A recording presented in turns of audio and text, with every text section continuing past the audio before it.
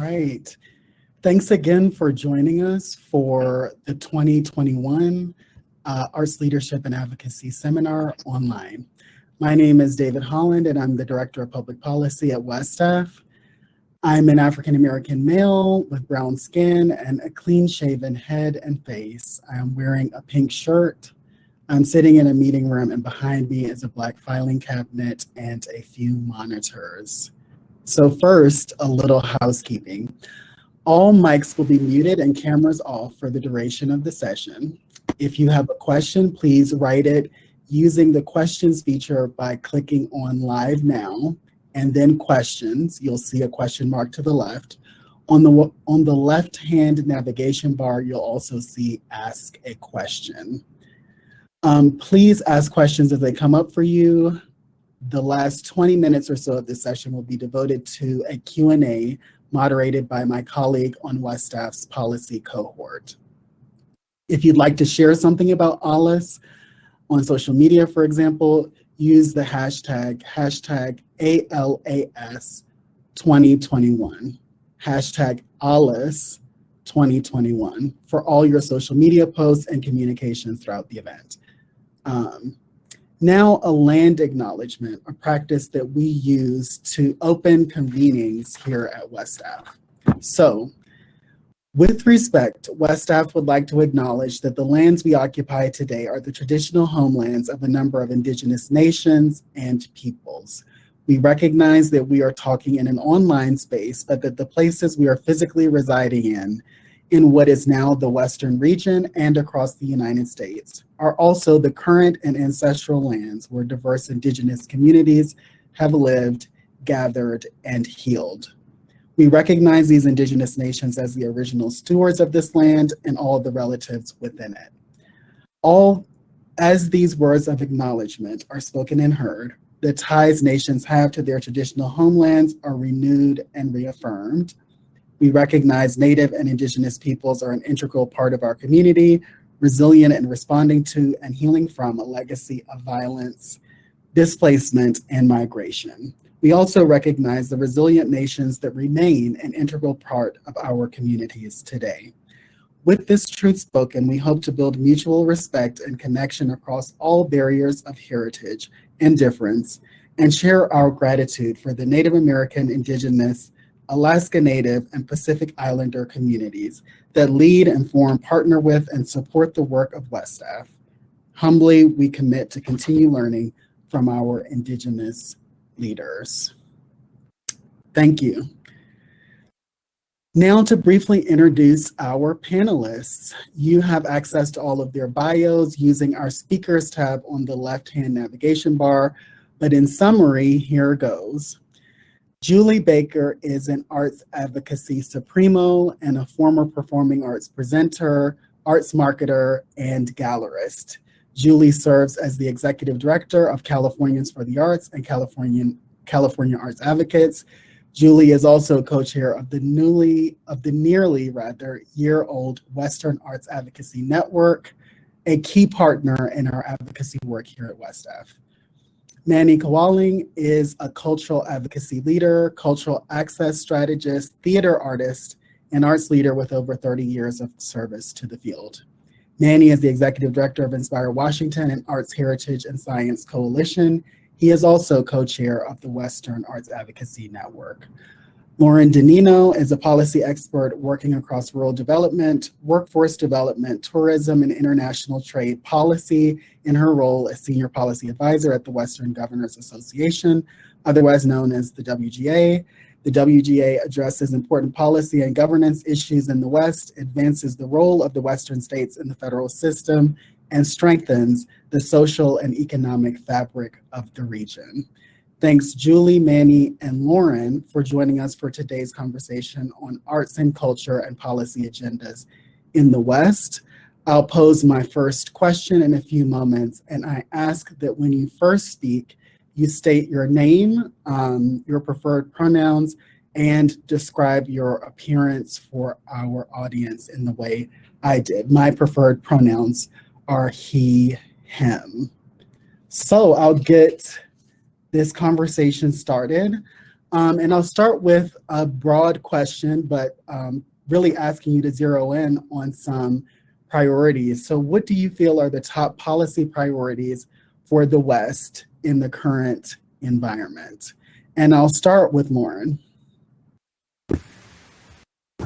Thank you, David. This is Lauren Danino, and she, her are my pronouns, and I'm wearing a green sweater. I have shoulder length or longer brown hair, and I'm sitting in a room with a burnt sienna wall behind me, I would say. So that's a great question for me to start off with. As you really accurately described WGA already, I'll just add a little bit more context for everybody. We represent 22 states and also the 3 territories in the Pacific. Right now, our executive committee is our current chair, which is Governor Doug Burgum of North Dakota. Our vice chair is Governor Kate Brown of Oregon, and our immediate past chair is Governor David Ige of Hawaii. So we're a fully resolutions-based organization. We develop resolutions that the governors then vote on and approve. And so I think you could really get a good sense of what the priorities for the Western region are just by taking a look at what those resolutions are that we've been focusing on. But the other thing that we do is initiatives, which each chair has a prerogative to choose a topic for an initiative that we then devote kind of the lion's share of our resources and time to for the year of their chairmanship. And so looking at those is also a good way to see sort of how the priorities have been shaking out for our governors over the last few years. So to give you a sense of those, the last I think 4 or 5, we've gone back and forth between natural resource issues and land stewardship issues, and then kind of economic development and opportunity issues. So we've done a drought forum, an initiative that focused on forest fire and forest management. Then there was one on workforce development and connecting more Western people to the training for the jobs that are available in our region. Then we went back to natural resources with a biosecurity and invasive species initiative, and now this past year was reimagining the rural West, which was focused on economic development for the rural parts of the West. So breaking those down, I would say we kind of have 2 arms, and the one is focused on our natural resources, which I think are kind of what give the West its distinctive character and are certainly something that our bipartisan group of governors can always find common ground on, is taking care of those resources and appreciating how valuable they are to Western citizens and to our states. And then on the economic development side, there's been kind of a growing focus on empowering people and communities to prosper. So improving infrastructure, building healthy communities, healthy and vibrant communities, and also creating more opportunity for young people and people displaced by economic changes. And of course now with the economic recession that we are possibly experiencing, recovering from that. So those are the 2, I think, big buckets. And then there's a lot of other issues within it. We get into some pretty fine detail on some of the natural resource issues, but within opportunity and prosperity, I think we also would want to put the rural development stuff in there, and as well as health policy and things like that affect people on a more personal basis. Wonderful. Thanks, Lauren. I think that is a great introduction and sort of setting the scene for the conversation that we can have today. So I'm going to invite Manny to speak next to what are you seeing both in your state, Washington, and what do you think are some of the priorities that we have from a policy perspective for the region, speaking perhaps specifically to the arts, but also more broadly than that. Thank you, David. My name is Manny Kowalin. My preferred pronouns are he, him. I'm a Filipino-American middle-aged male with glasses and facial hair. I'm so sorry that I can't join you with my video, but there seems to be a construction emergency down the street and they have shut down the internet. So I'm using my phone, which is too bad because I'm wearing a lovely shirt with a collar and it is light blue. Well, I'm so excited to be part of this conversation. You know, when I think about what the policy priorities should be right now, specifically for our Western states, I mean, we are this incredibly diverse part of the country with the with our connection to the coast and our countries overseas, the immigration that happens there, as well as on our borders, equity is something that really intersects with everything that we do.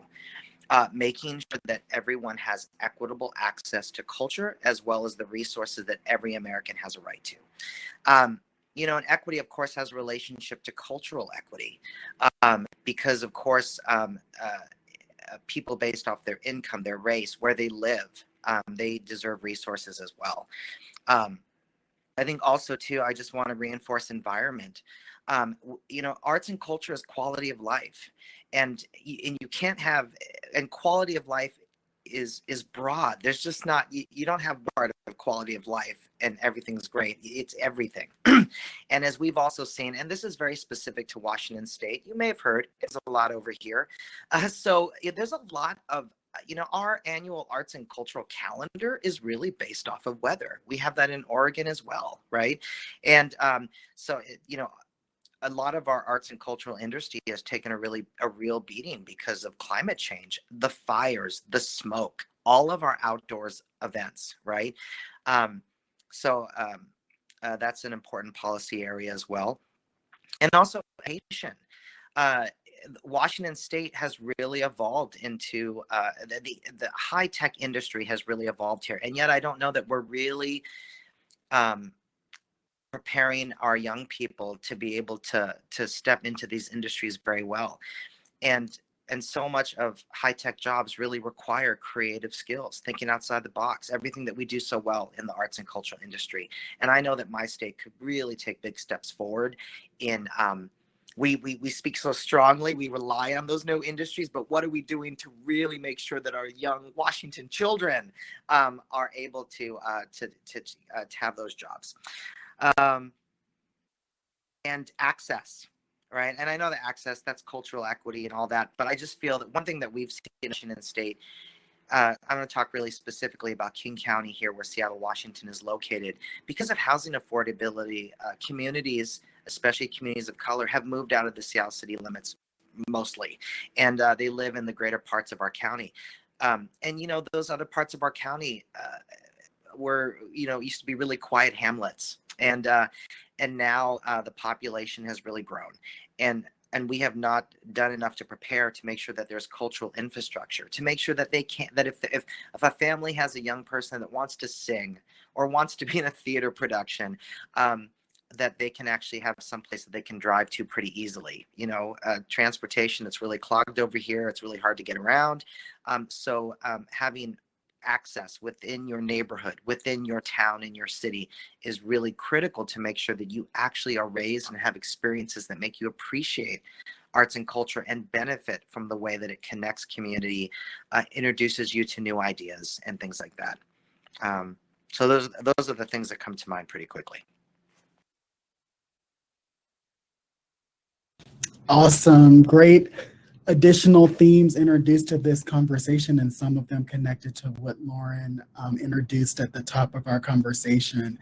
All things that many states and regions and communities across our Western states are certainly experiencing in terms of the transition of communities, changing populations and demographics, the need to definitely look at cultural equity and also access, how to respond to environmental issues that directly impact people's lives, and the industries that we particularly look to support here at WestAF, the arts and cultural sector and broader creative economy. So I'll bring Julie into the conversation. What would you add in terms of the priorities for the West, policy priorities in the current environment? Well, thanks, David, and thanks to WestAF for this convening. My name is Julia Baker, and my personal pronouns are she, hers, she, her, hers. And I'm coming from the land of the Nevada City Rancheria Nisenan, and I'm in a room with a print of an owl behind me, and I'm wearing all black. I have long brown hair, green glasses, and a t-shirt that says Art Matters. In terms of additional policy priorities that have not yet already been mentioned, I mean, I think that there's such an integration to all of this for the arts. Everything Lauren said, I just want to say, and arts and culture. incorporate arts and culture into all of those as solutions.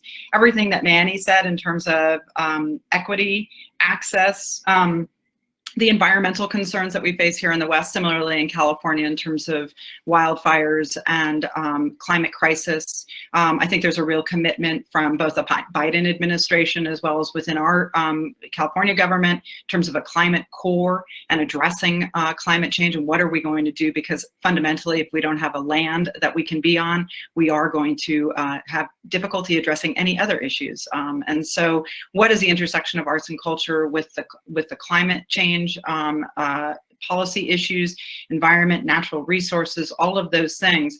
I also think that what is critical in terms of policy priorities is arts and community health.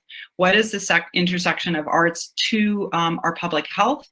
It's obviously incredibly important right now. And, we are looking to the arts for many of those solutions, maybe not in a way that we always fundamentally invest in, unfortunately, but we often ask artists to perform certain roles when we need them. And I think that the hopeful shift that I'm seeing right now in terms of potential policies and sort of awareness of artists as essential, I think when we now all of a sudden, now that we know what we can lose, we recognize what we need to protect. And I think that we're recognizing that artists and the arts and culture sector are part of our natural resources.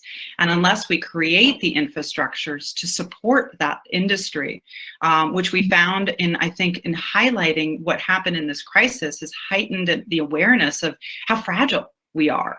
And how artists themselves are part of our most vulnerable workforce, and that we really haven't created systems within the United States to work within the way that artists work, and is the sort of original gig workers. And pandemic unemployment assistance was really massive for our sector, and I think that that's something we need to learn from, and we need to incorporate into longer term policy of how do we have portable benefits for artists, how do we have, as I love to look at what they do in France, the intermittent de spectacle and unemployment programs, where when you pay into it, you work a certain amount of hours, and then when you're not doing it, you don't have to become a waiter. You actually get paid to spend time learning your craft or creating your craft.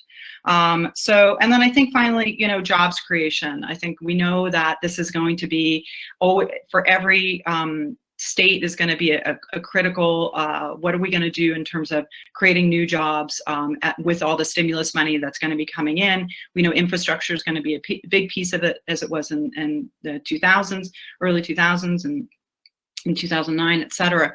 I think that we're really fundamentally looking at also what is the role for artists in terms of solutions across many different platforms versus just artists being seen in one silo. And I'm excited for these opportunities that I'm seeing right now and the conversation broadening for that, and that we're seeing WPA-like programs coming out in a variety of states, and the conversation being elevated at the Biden-Harris administration, whether that's a department head or a council person. We're seeing that there is a real emphasis and shift to seeing arts integrated, and I'm excited to see that roll out. And I think the West, as the pioneers and the vanguard of change, can lead that hopefully for the U.S. Wonderful. I think that you have really set the scene for our audience, all three of you, and I'm going to continue into the next part of our conversation around this notion of policy integration, especially the arts component of that. But I know Lauren, when she introduced some ideas around what are the priorities for this region as a whole, one of those is around the integration of different policy areas under something like economic development. So there's possibility of a lot of types of integration in the policy space. And I know in our framing conversation to prepare for this, we all talked about sort of in reality, all of these things are interrelated. And even though they're talked about in terms of different buckets or different dimensions or different priorities or issue areas, then in a lot of ways, these are an integrated set of issues that have to be looked at together. So I'll use that as the prompt. Does anyone want to speak more about this notion of integration of the arts, and integration of different policy areas as we move forward in the region? Yeah, that sparked for me. This is Lauren again.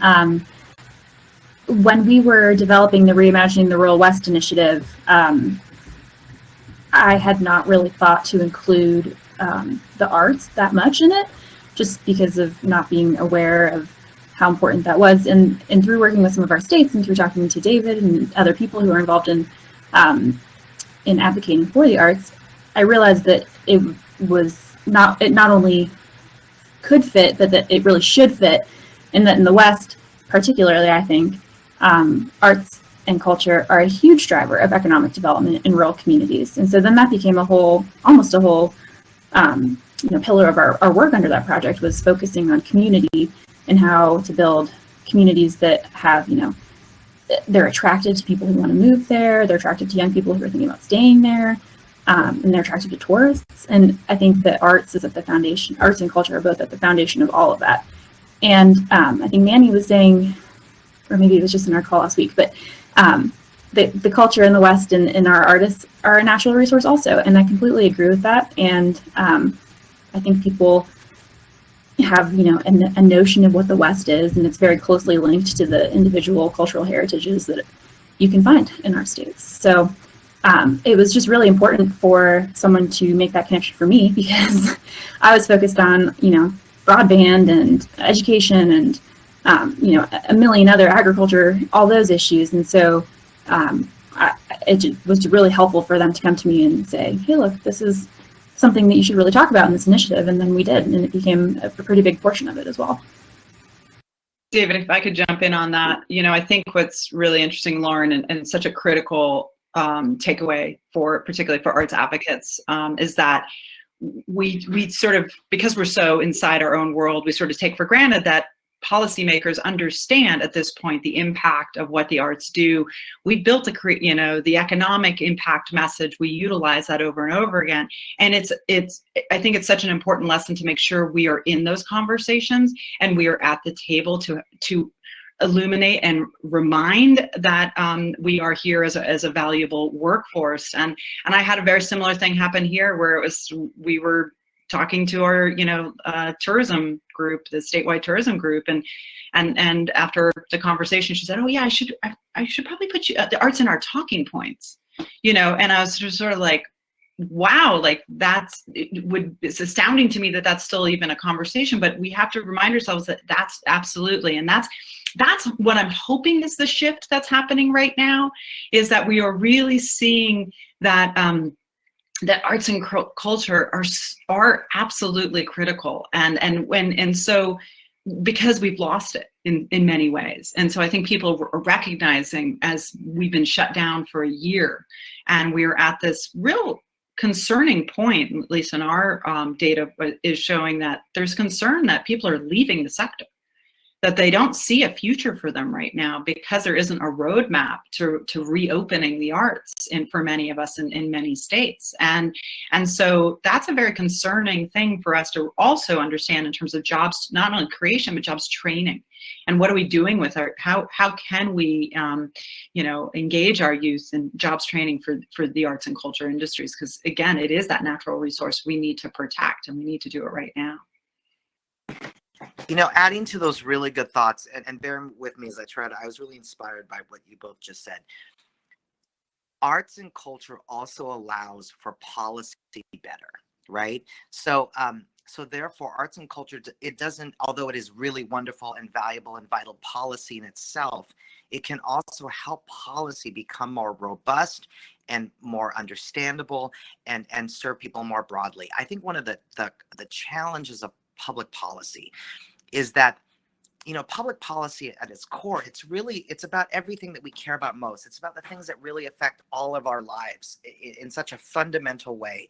But being that it is public policy, that it is really trying to speak to people broadly, it sometimes becomes so big or broad, you're trying to figure out where the connections are to you, or it's hard to understand, or you don't understand how it has an impact on your life, even though it does. So therefore, having arts and culture not only as the policy, not the what, but the how. How do you bring this policy to life? How do you help it make connections? You know, how do you use arts and culture, and artist very specifically now, an artist around that agricultural policy to really help highlight that story, make people understand the viewpoint, make people understand the plight, the challenges, the needs of our agricultural industry, the workers, right? All of that. You know, I've often had lots of conversations over this pandemic about, you know, the challenges communities are facing, and wouldn't it be great if there was, actually, I think it was Julie, it was you that was talking about this, about having an artist embedded in that community to tell that story, for people to understand it. I mean, it makes it so much easier to explain than to our congressional advocates as they craft policy. A lot of times we're just trying to understand what is the problem, so that therefore we can craft the right policy that addresses it. So I think arts and culture is not only, yes, it is great policy always, but it is also, it's not just the what, it's the how. You know, it's making those policies, even as an intersection, more understandable, more vital, more connecting, more human. Wonderfully stated, Manny. That is perfect. And I will bring Julie into this, because I know in California there have been efforts to do some of this, and at least discussions, if not initiatives, that call upon artists and provide artists with a role to speak about public health and other policy issues. So do you want to speak to any of that? Yeah, no, thanks. There's been some exciting work here in California on a lot of different fronts. I mean, as you know, we're an enormous state, 40 million people, the 5th largest economy, at least I still, and certainly still, because actually California's economy is quite strong right now. And so what we started looking at basically last April, particularly as we were seeing the shutdowns, was what can we do for artists to keep them employed, right? Number one, which was jobs creation. And we all were looking at the WPA model, of course. And then it became, well, what is the current crisis at hand? What is the problem we have to solve right now? Is how do we get through a pandemic? And how do we change behaviors to adapt to basically live alongside a pandemic, with the social distancing, the mask wearing, and now, of course, it's vaccinations. And what was happening inside the governor's task force, led by Deborah Cullinan from the Yerba Buena Center, who was on the governor's task force, which was number one, getting someone from arts and culture on the governor's task force, which was not originally a placement, but that happened.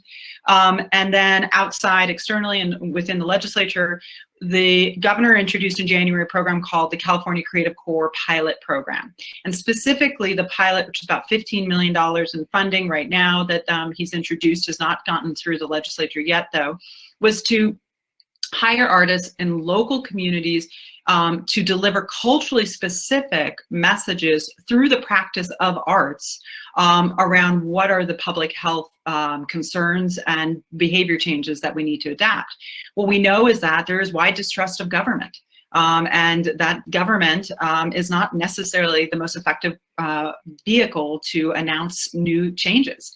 And but your trusted community organization, particularly your arts organization, with the messengers of artists who are so persuasive and so good at communications in a wide variety of fashions, and again in culturally specific ways, is something that we saw as I guess basically a win-win, jobs creation as well as helping to be part of the solution.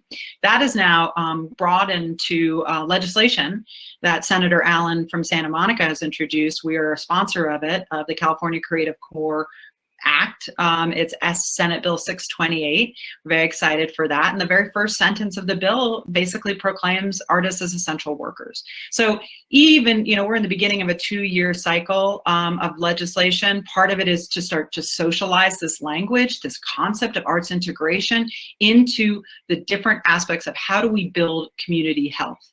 And really it is local. that we know that that's part of how we can all be successful. And health is so many different ways, whether it's economic health, whether it's mental health, whether it's public health, whether it's infrastructure, whether it's equity, whether it's access. These all are determinants of our health. And as Manny put it so eloquently, we are part of the how.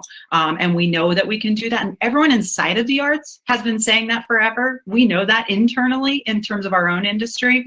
Now the job is to make sure that we're telling that externally and that we're finding ourselves in those other buckets. And we're not just reliant upon arts funding from state arts agencies, which we all want to grow and we're continuing to grow. But let's figure out how we can also find ourselves in other areas of government and accessing funding. And as we talked about earlier, contracts instead of just grants. Let's legitimize the work that we do and say, you should have a contract for the work that you're doing. So there's some exciting developments. Wonderful, Julie. Thanks for sharing that with our audience. I want to go back to some ideas that we discussed in our framing conversation and invite Lauren to speak to this, at least get the conversation kickstarted on this. But we did have a conversation around the need for, as a region and the states and communities within it, to advocate for some more self-determination and less rigidity in federal programs. And can you just talk a little bit about how the WGA rather works in that space and what you see as some of the issues or concerns around that? Yeah. I should have really said this at the beginning because the state-federal relationship is kind of like our bread and butter issue. So since we represent the governors, all of our policy is focused at the federal level, and a lot of what we do is trying to make sure that there is a seat at the table for states in policy decisions at the federal level. And I think that the model of American government, that's how it's supposed to be, but in the interest of expedience, a lot of times the consultation with states and the collaboration with states kind of gets thrown by the wayside.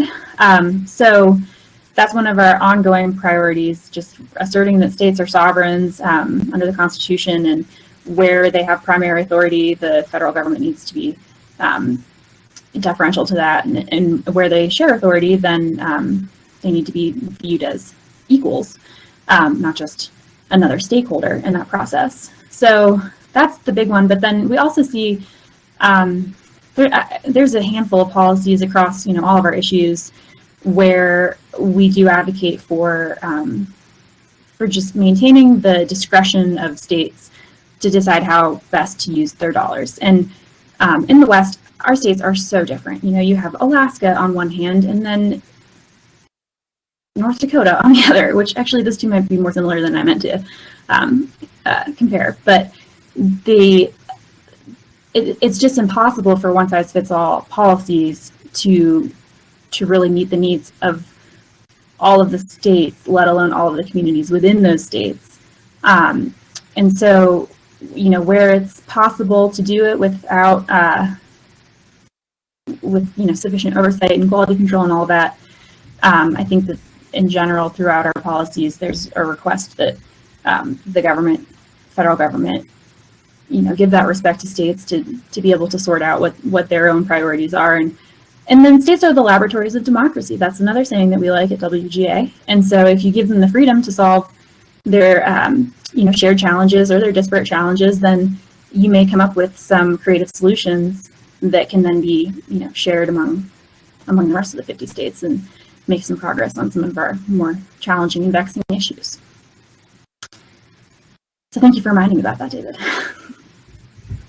Yeah, thank you for bringing that into this. I think it's important to highlight some of these dynamics, and I think we all, or at least some of us, know about all of this from our civics classes in school and everything like that. But in real life and in the way that these things operate, the complexities and opportunities and challenges of American democracy do play themselves out, and that certainly plays itself out in the relationship between states and the federal government. And there are things to think about in that case, especially during the pandemic. And we've seen both things acting simultaneously, all of these federal programs created, but also funding provided to states to develop their own solutions. And we certainly have seen a lot of experimentation, some might even say innovation, in developing new policies and being responsive to the needs that have presented themselves during the pandemic.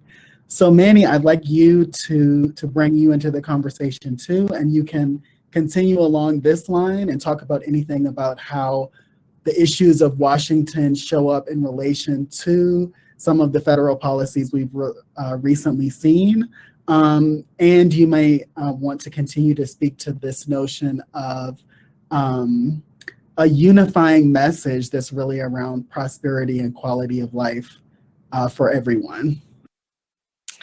Sure.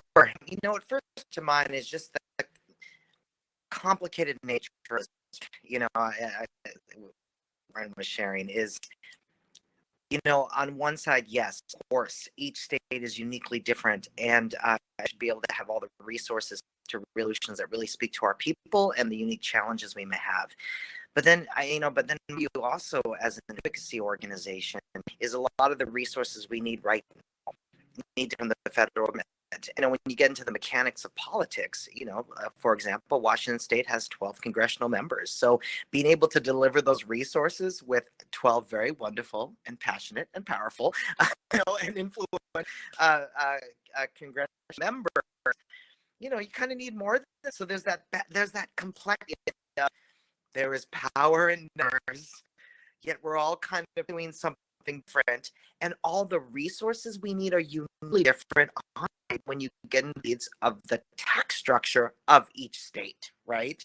Washington, for example, needs a lot of support. We have one of the most regressive systems in the nation. We don't have income tax. We have a lot of very regressive sales tax, and often, I know, a lot of time in our state legislative session, trying to find enough money just to pay for a new ferry boat. You know, it's beyond able to do the things that really start to pave the way for prosperity, that bring real resources to communities. So I just have to highlight that aspect of this work, that the complexity to find solutions can be very hard.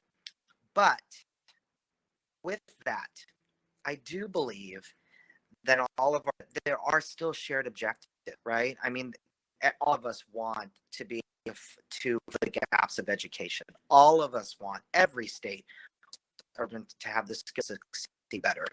You know, I think that all of us can, in our states, embrace an equitable vision for prosperity. I think we have lots of conversations to talk about what that looks like. That's everybody. And I think you can all agree that there's, it makes some time with some very different views, that there have historical, that communities have historically had the same access. So I think that I think there's that mix of we can all speak towards the same objectives, and therefore together as our states to be able to have the resources to some of these kind of big bucket issues, and to be able to figure out specifically what that means here. As far as a lot of the recent support, Washington, that's kind of been really important. I mean, all the pandemic relief is really important. Washington State, March, much like California, been primarily just shut down since March. So in the arts and cultural sector, first to close, last to open, our people have really been at work since March. There was one time for a month where our museums were open, promptly shut down again. So all the federal relief for jobs and employment has really critical our people over here. Yet there's also a lot of contradictions. We also have industries in Washington that have fared really, really well. Lots of workers in the urban areas, very easy to transition back home, right? Work from home, I mean. But there's an inequity in that, because that's the case when you come to the rural areas of Washington. So there's a lot of new to the state, but broadly, all of the support that has come so far has been really needed, but it still falls far short. I really fear in Washington and across the country that we with only a structure of access to prosperity because of how many people and communities are left behind because of the pandemic itself. All right, thanks, Manny. We are experiencing a little bit of choppiness on your line, but I will say that I at least heard most of what you were saying, and thank you for offering all of those thoughts and perspectives on the context in Washington and this relationship between the need for federal support. Indeed, many states look as they structure their own responses to the crises that we've experienced to federal funding to support those initiatives, but at the same time having this flexibility to respond to the specific needs within the states in our region. So in a moment, I'm going to hand the conversation over for questions to be moderated that come in from our audience.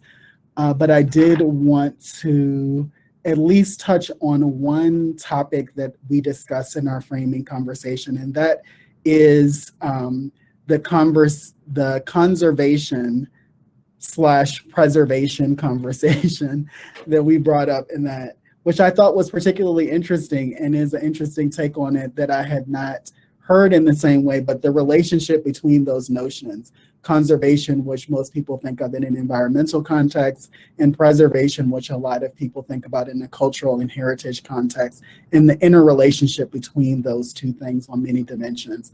So I'll just invite any of you that want to speak about that set of issues. We've been talking about it a little bit, and I think it's come through this notion of arts and culture being among the natural resources that we have, or the resources that are available to our communities, in this relationship between natural and cultural resources. So anyone that wants to speak to that, please feel free to jump and kickstart that conversation.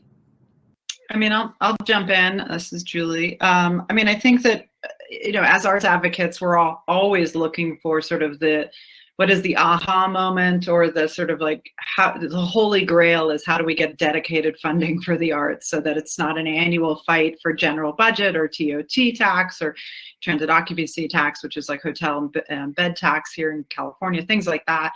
And I think that as we're looking at, what are the critical issues, particularly in the West, that we're facing, and climate change is massive to what's going on, as Manny, talked about at the top of the hour, and everything that we're experiencing. I mean, I live in a community that's about 30 miles as the crow flies from Paradise that burned down, and we were completely prepared for that.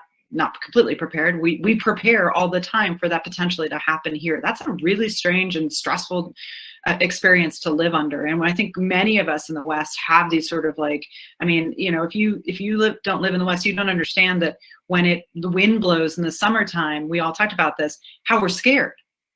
That's not, that's new, strange behavior that we all are trying to figure out. What does this mean? So addressing the climate change and protecting our land and preserving our what's underneath us and around us is critical.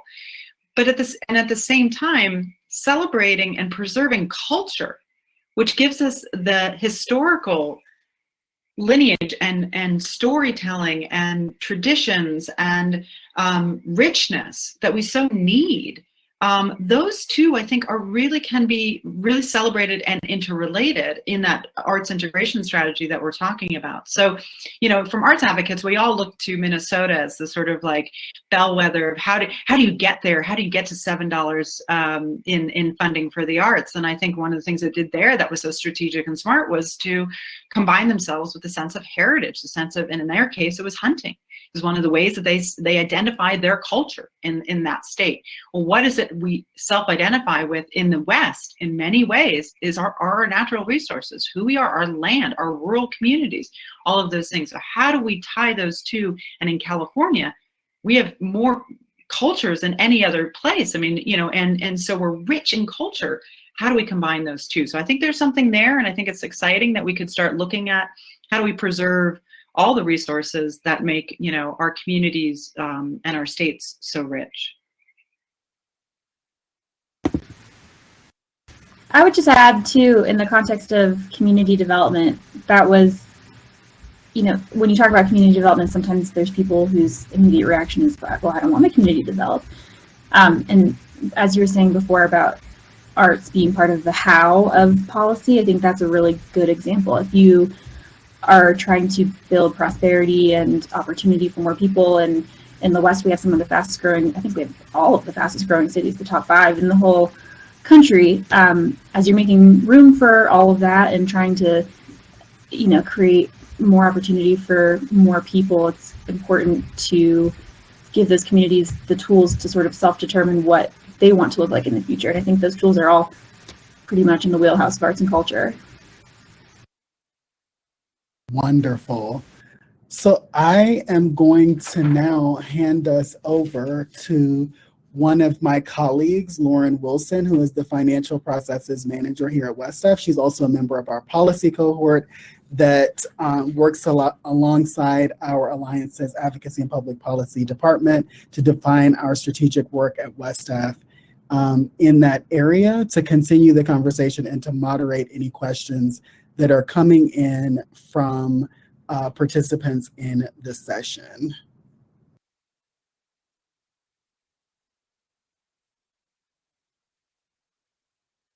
Hi, everybody. My name is Lauren Wilson. There's 2 Laurens.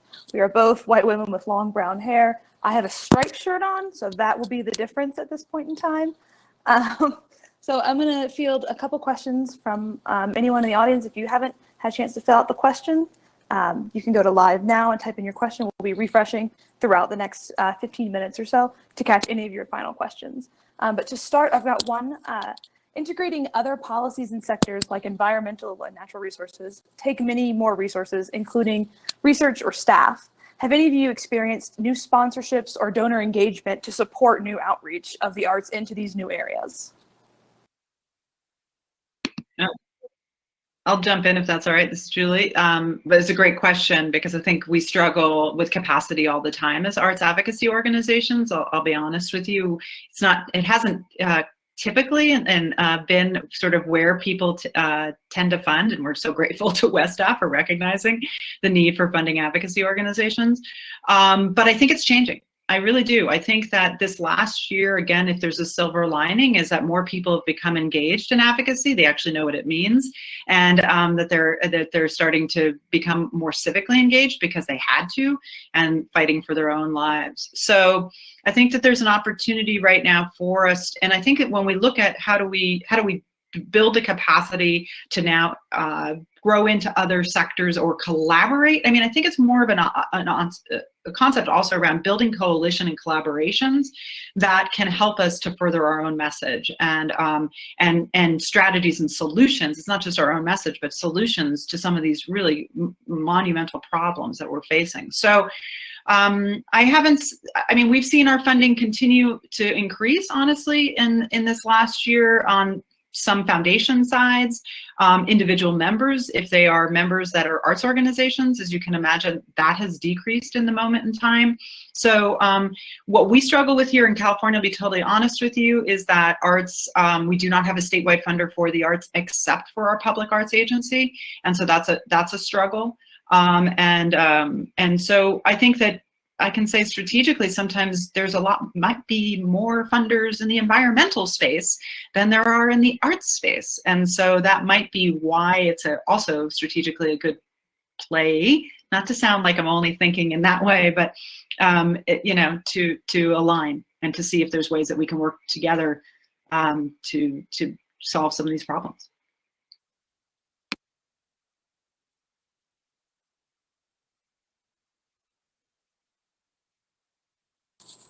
Any other comments about merging resources before I move on to the next question? No? Okay. I thought this one was a great question. As someone who has recently moved out to the West after I graduated college, in what ways do you think the changing demographics of the Western region are affecting the policy landscape in WestAF states, in Western governor states, throughout the American West?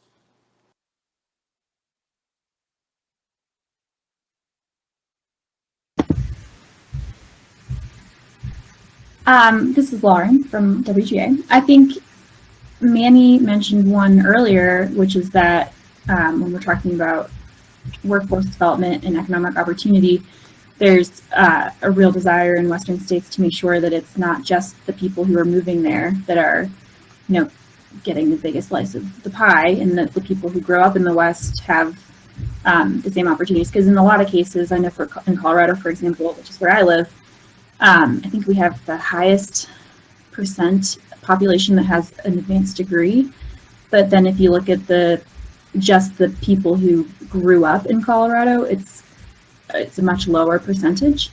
And so I think those questions of equity and making sure that policies are helping people who have been here all along, and in addition to welcoming the people who want to move here, is a big policy issue going forward.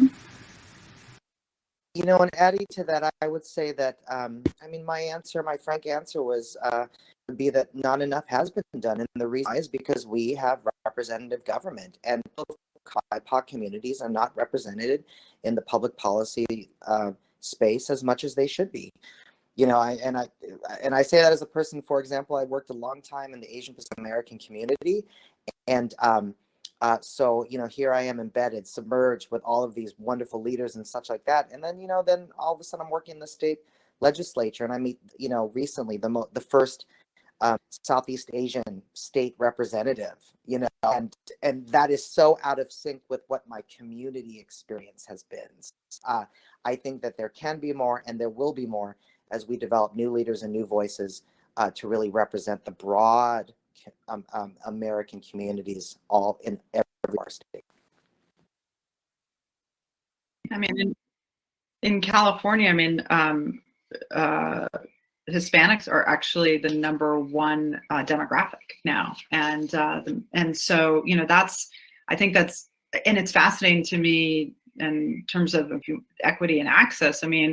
Most things are still in English in our state, and it's only this year that I think our state arts agency allowed applications to be in English and Spanish.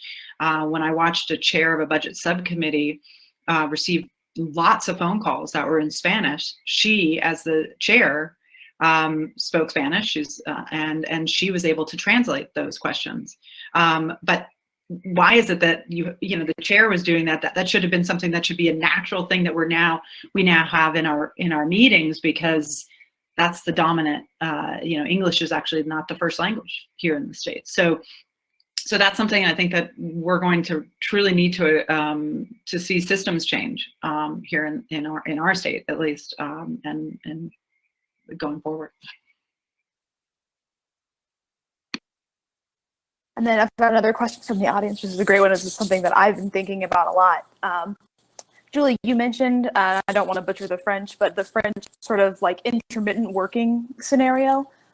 What sort of kind of policy, or do you think it's possible to have a public policy at a state level in any of the Western states to better protect artist labor, especially, of course, in the time of COVID? Well, I certainly hope so. So that, otherwise I won't get up in the morning if I don't think we can't have that. If we can't have that goal. Here in California, we had very significant legislation, Assembly Bill 5, which really changed how you determine if someone is an employee or an independent contractor. As we know in the arts, 3.6, I think it's artists are 3.5 times more likely to be self-employed than any other workforce. And so what happened in California in these last 2 years with that bill was that essentially it made it difficult for arts organizations, arts employers to hire arts workers as independent contractors. And even though that was the infrastructure in which much of our industry is built, that the law really changed that. Well, the art sector really fought against it, saying we can't afford it. And so we have this real tension, because on one hand, it's not that any of us wouldn't want and desperately need and see the necessity for obviously a living wage for arts and arts workers. But at the same time, we're systemically undercapitalized. And a lot of what we do doesn't make money. And so what happens is this tension has now come up, particularly in our state, around this very issue. And so now we start to look at what is a third classification of worker that we could look at. Does it have to be self-employed independent contractor versus employee, or is there something in the middle? And that's I think, a really critical conversation that we need to be having. But it also goes to who do we prioritize? And, you know, in other countries, honestly, they do prioritize culture and arts more than often we do here in the United States. We might prioritize celebrity here, but we don't necessarily prioritize arts and culture at the same level. And so until we kind of start with the shift, as Lauren spoke to, in terms of seeing ourselves in these solutions to some of the great problems, and that we are employing artists, however that definition of employment comes, first we have to prioritize, then we concurrently have to create those systems that support self-employment if that's the choice that artists want to make. But it shouldn't mean that you have to hold down 4 or 5 jobs in order to be able to live in a community. And, you know, we're finding here, particularly in cities like Los Angeles that say they're the cultural capital, that they're losing the people who make up the cultural capital, which are the artists, because they can't afford to live there. So, you know, it's definitely something we need to continue to work on. And yes, I'm hopeful that we can get there for sure. And I think pandemic unemployment assistance at the federal level was a good example. And we just need to continue to workshop it, as it were, think tank it, and get to a place where there are other models that we can look at, whether it's France, Australia. We need to prioritize that, in my mind.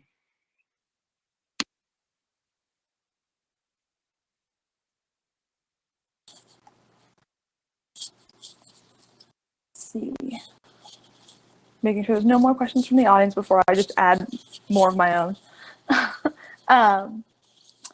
Given, I guess, the political diversity and disparity, particularly on a place like California versus North Dakota in terms of population, demographics, everything from the way the legislatures are oriented even, do you see which aspects of arts policy do you think are the strongest for bipartisan policy development in the Western region, and then federal as well, or can be mimicked federally, I guess?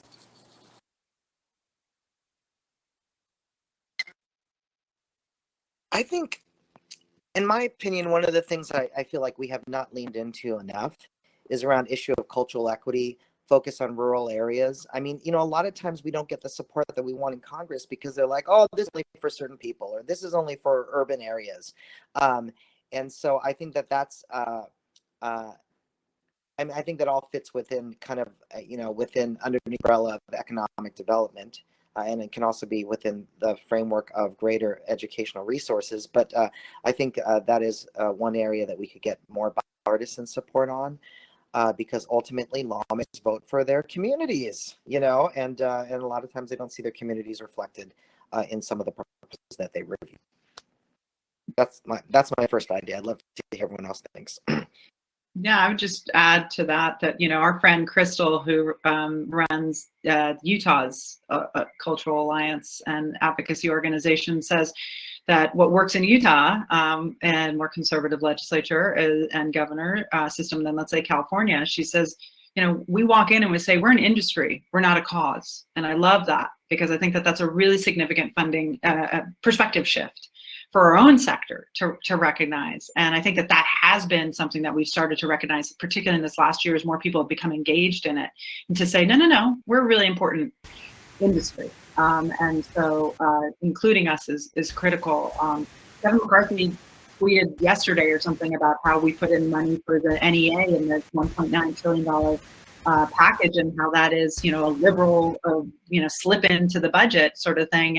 And I tweeted back saying, look at the economic numbers of the industry you're talking about. We're not just throwing good money after bad here. This is a high return investment. And I think that when we start to really look at it from economic numbers and job numbers, but again, then we have to recognize that artists are a workforce. And that's where we have to start in any of that. I know we're running out of time, but this has crossed my mind a couple times when we've been talking, but I think there's a real parallel with what the outdoor industry has done to make themselves valued, measured, and then assert themselves in economic development conversations. And I think that that's maybe a model, or there's some examples that maybe in that industry that could be followed. Excellent point, Lauren, and that has come up in many conversations in many states across our region recently, that people are looking to that. Absolutely. So I suggest that to everyone that's participating today, looking at that as a model. Sometimes tourism can also be an aspect of that too, and the outdoor industry is often positioned as part of tourism and everything like that. So definitely look at that. I'm going to close us out because we're at time. Thank you everyone for participating, all the panelists, all of my colleagues who made this possible. Thank you, Lauren, for moderating and asking wonderful questions from the audience and ones that you posed as well. Look in our resources section. Some of the things that we've talked about today are highlighted in various reports if you want to dive into some of these things deeper, and we hope you can join us for the other sessions. Again, thank you for joining us for ALIS 2021. Thanks so much.